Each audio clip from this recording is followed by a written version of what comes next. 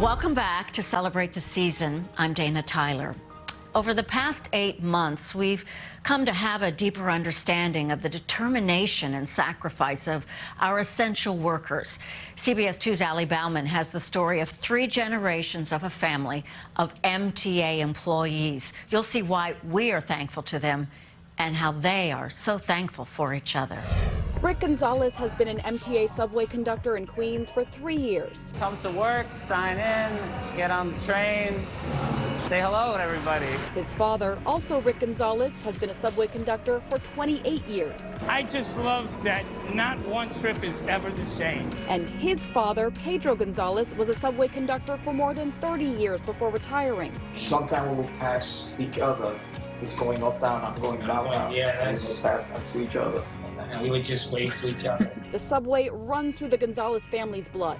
But this year brought challenges none of them had ever faced. Back then, you dealt with the high crime problem.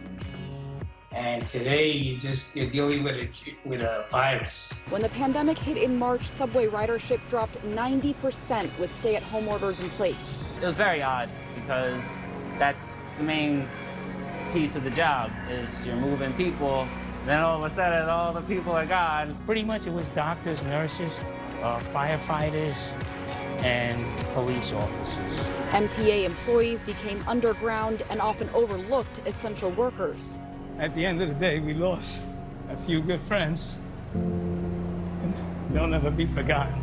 More than 4,000 MTA employees have tested positive for COVID. 128 MTA workers have died from the virus. And when we lose a train operator or conductor, it's like we lost one of our sisters or brothers, and it was tough. You still feel their presence in the subway.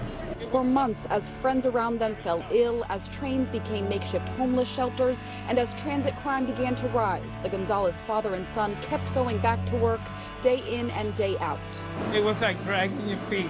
I always have to tell myself that I'm doing this for my wife, my son, my daughter, and you just gotta push through. You really do. But their constant exposure meant they could not visit their grandfather much of this year. Use the phone a lot. Yeah.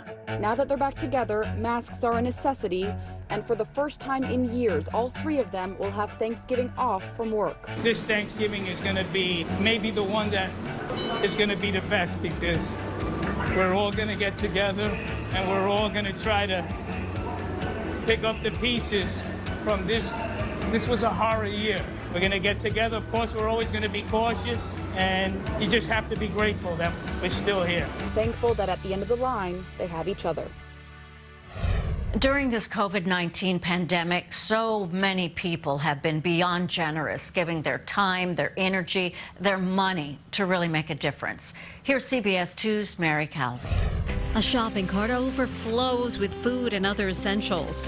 Samoy Williams was not shopping for herself, though. She's a volunteer for a neighborhood organization, Bed-Stuy Strong. Bed-Stuy Strong is a mutual aid group of neighbors who pool together small dollar donations to help other neighbors during this difficult time. Since March 2020, we've delivered a week's worth of groceries to about 17,000 people. Bed-Stuy Strong was formed in response to this pandemic. Residents watched their neighbors' needs grow, while getting help was becoming ever more challenging.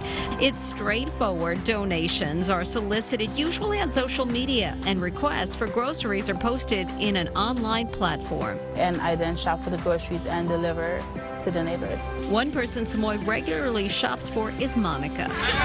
We heard too many thank yous to count. Thank you. Samoy says that's what's keeping her going. She adds she and her mom sometimes do 12 deliveries per day. But I try to help as many people as I can, so I just give as much time as I possibly can, which turns out to be a lot of time. For this holiday, Samoy says she's thankful for her family and the good health they share.